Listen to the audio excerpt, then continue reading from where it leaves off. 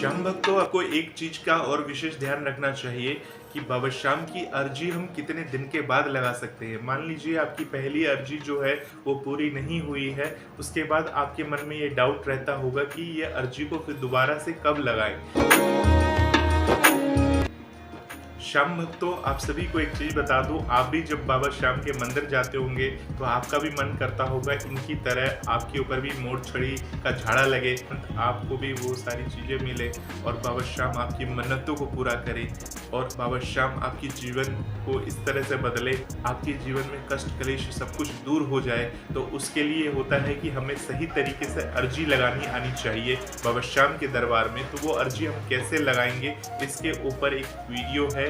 आप भी बाबा श्याम को ऐसे ही अर्जी लगाइए, तब बाबा श्याम आपकी बात सुनेंगे और बाबा श्याम आपको अपने दरबार में कुछ इसी तरह से बुलाएंगे और आपके ऊपर भी बाबा श्याम की मोर छड़ी का झाड़ा इसी लाइनों से होते हुए जब जाएंगे दर्शन करने के लिए तो आपके ऊपर भी ऐसा झाड़ा जरूर लगेगा। चलिए अब सुनते हैं बाबा श्याम की अर्जी को कैसे लगानी चाहिए।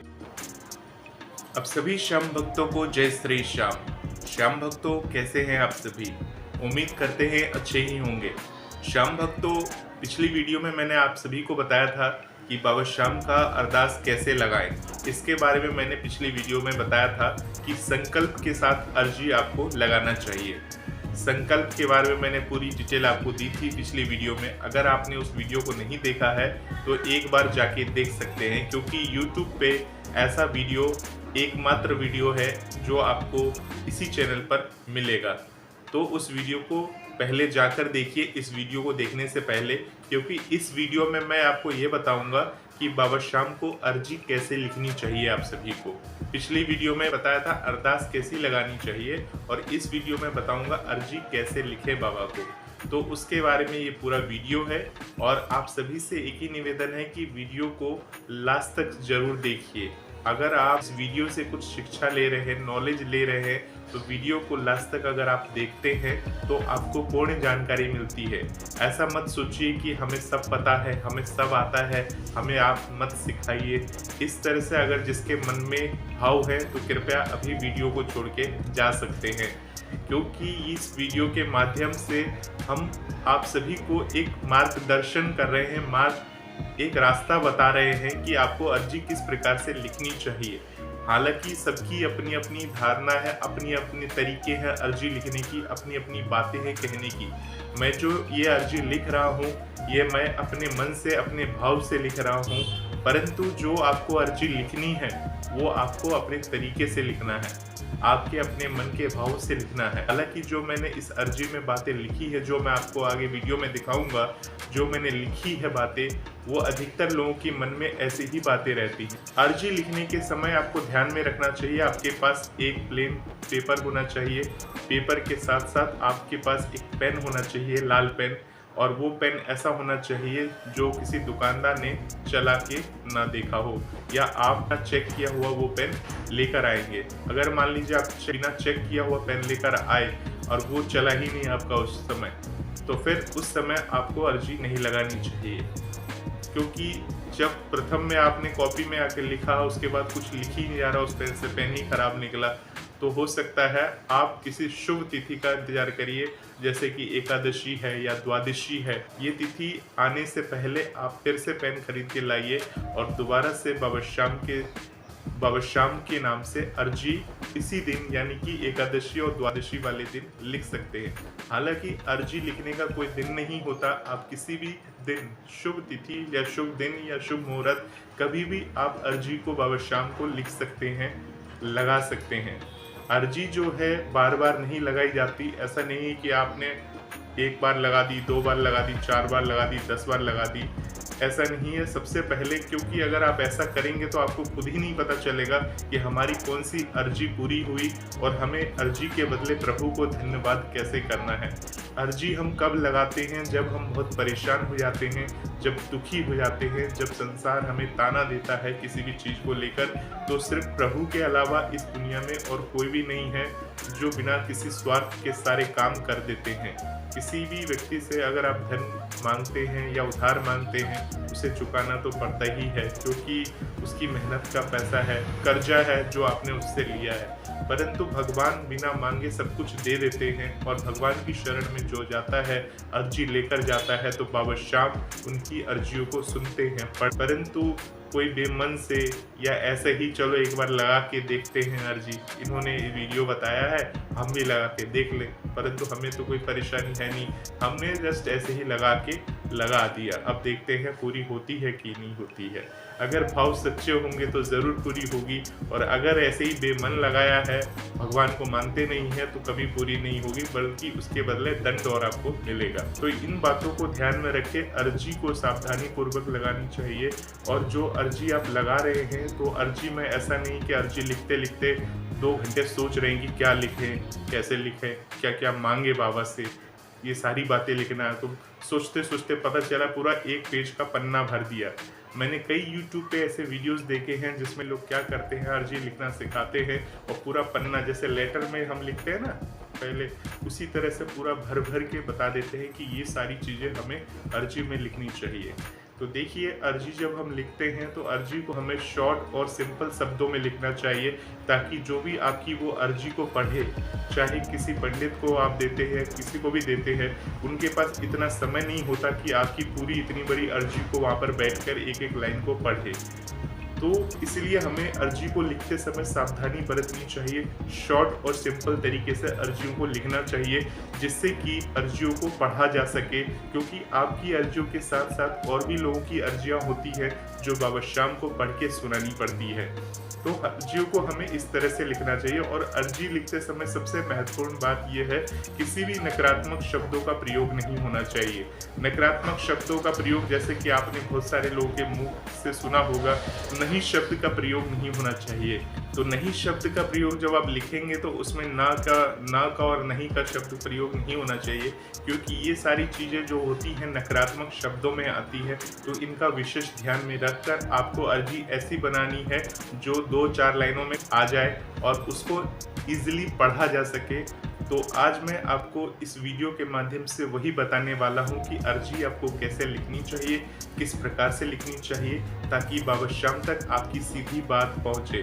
तो चलिए पहले मैं आपको अर्जी लिखना बताता हूँ, पेन के जरिए किस प्रकार से लिखी जाती है। जैसे आपने ये वीडियो देख लिया, इसके तुरंत बाद वीडियो को हटा देते हैं, तो ऐसा ना करें, क्योंकि आगे मैं कुछ और महत्वपूर्ण इंफॉर्मेशन आपको देने वाला हूँ। तो चलिए सबसे पहले जानते हैं बाबा श्याम को अर्जी किस प्रकार से लिखनी चाहिए और लिखते समय क्या क्या सावधानी बरतनी चाहिए। तो श्याम भक्तों, चलिए देखते हैं बाबा श्याम को अर्जी कैसे लिखते हैं। सबसे पहले हम अर्जी लिख लेते हैं, उसके बाद आपको वीडियो के लास्ट में बताएंगे अर्जी को पढ़ के कि हमने अर्जी में क्या लिखा, क्योंकि अर्जी लिखते समय हमें नेगेटिव वर्ड्स का प्रयोग नहीं करना है, ध्यान रखिएगा। बाबा श्याम सभी कुछ जानते हैं और हमारा तो मन बहुत कुछ करता है बाबा श्याम से कहने के लिए, लिखने के लिए। हम बहुत कुछ लिखना चाहते हैं, बाबा श्याम को बोलना चाहते हैं, परंतु क्या है, अर्जी को हमें शॉर्ट और सिंपल में लिखना चाहिए, ताकि कोई भी अगर अर्जी को पढ़े तो जल्द से जल्द अर्जी को पढ़ के बाबा श्याम को वो सुना सके। अगर हम ज़्यादा बड़ा अर्जी लिखेंगे तो अर्जी को पढ़ने में टाइम लगता है, जिसके कारण से पुजारी जी महाराज वहाँ पर अर्जी को नहीं पढ़ते हैं। तो हम अर्जी लिख रहे हैं, जल्दी जल्दी मैं आपको ये वीडियो दिखा रहा हूँ, उसके बाद हम आपको ये पढ़ के बताएंगे कि अर्जी में हमने क्या लिखा। आप डिटेल देख भी सकते हैं वीडियो के माध्यम से कि हम क्या लिख रहे हैं अर्जी में, और आप पढ़ भी सकते हैं, भी हम आपको एक बार पढ़ के सुनाएंगे। सबसे पहले अर्जी में आप ऊपर में लिखेंगे श्री गणेशाय नमः, उसके बाद लिखेंगे श्री श्याम देवाय नमः, फिर लिखेंगे श्री हनुमंते नमः। ये लिखने के बाद फिर बाबा श्याम को अर्जी लिखना है आपको, और अर्जी पूरी इस तरह से आप लिखेंगे। याद रखिएगा, अर्जी लिखते समय कोई गलती नहीं होनी चाहिए, कोई काट पीट नहीं करना है। जैसे बहुत सारे लोग होते हैं गलत लिख देते हैं फिर काट पीट कर देते हैं, हम तो कोई बात नहीं है, बाबा श्याम तो सब जानते हैं, फिर भी हमने बिना काट पीट किए हुए ये अर्जी को लिखा है। अब मैं आपको अर्जी पढ़ के बताता हूँ कि अर्जी में हमने क्या लिखा है। हालांकि आपने पढ़ लिया होगा, फिर भी मैं आपको एक बार पढ़ के बता देता हूँ कि अर्जी में हमने क्या लिखा है। श्याम भक्त तो जान लेते हैं बाबा श्याम को अर्जी में क्या लिखना है। सबसे पहले आपको ऊपर में लिखना है श्री गणेशाय नमः, फिर लिखना है श्री श्याम देवाय नमः, फिर लिखना है श्री हनुमंते नमः। उसके बाद बाबा श्याम को अर्जी में लिखना है, बाबा श्याम मैं आपकी शरण में हार कर आया हूँ, मेरा हाथ पकड़ लीजिए, मुझे इस काबिल बना दीजिए कि मैं हमेशा दूसरों को देने लायक बन जाऊं।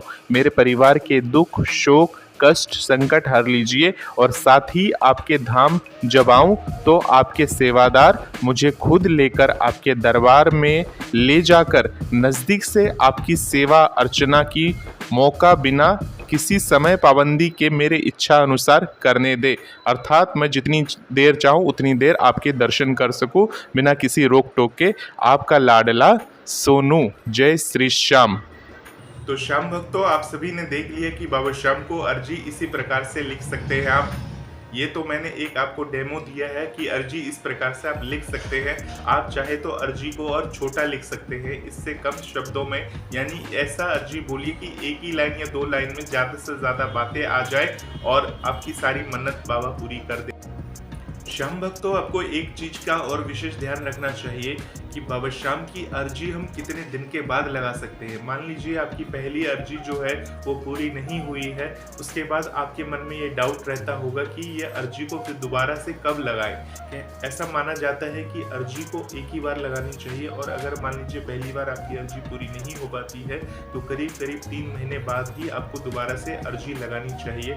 ऐसा कोई डेट भगवान ने कोई फिक्स नहीं कर रखा है कि 3 महीने के बाद ही लगानी चाहिए, परंतु हमें भगवान की कृपा की प्राप्ति चाहिए, भगवान का इशारा चाहिए कि भगवान हमारी सुन रहे हैं कि नहीं सुन रहे हैं। तो इसीलिए हमें भी इंतजार होता है बाबा श्याम की कृपा का। तो इसीलिए अगर आपको ऐसा लग रहा है कि 2-3 महीने से आपकी अर्जी पूरी नहीं हुई है, जब 3 महीने बीत जाए तो 3 महीने के बाद आप बाबा श्याम को दोबारा से अर्जी दे सकते हैं, और उसके बाद हो सकता है बाबा श्याम आपकी अर्जियों को पूर्ण कर दे। हो सकता है आपकी पहले जो त्रुटि हुई है वो दोबारा से त्रुटि आपकी ना हो और बाबा श्याम आपकी मन्नत और अर्जियों को पूरा करें। तो श्याम भक्तों, 3 महीने के बाद आप बाबा श्याम को दोबारा से अर्जी आप लगा सकते हैं। इसके साथ साथ ध्यान रखें कि बाबा श्याम की अर्जी किस दिन लगानी चाहिए। बाबा श्याम की अर्जी लगाने के लिए कोई विशेष दिन नहीं होता है, हर दिन अपने आप में शुभ होता है, परंतु ये ध्यान रखिएगा जब भी आप बाबा श्याम की अर्जी लगाएं तो विशेषकर जो शुभ दिन होता है वो एकादशी और द्वादशी वाले दिन जो होता है बाबा श्याम की अर्जी और अरदास के लिए काफ़ी शुभ माना जाता है। इसके अलावा आप अर्जी लगाना चाहते हैं तो अर्जी आप किसी भी दिन लगा सकते हैं, किसी भी समय लगा सकते हैं। इसका कोई समय ऐसा नहीं है कि ये समय निश्चित कर दिया गया है, परंतु शुभ समय में शुभ तिथि में लगाना ज़्यादातर सही रहता है। अगर सूर्य ग्रहण है या चंद्र ग्रहण है या कोई ऐसा तिथि आ जाती है कि उस समय आपको अर्जी को नहीं लगाना चाहिए।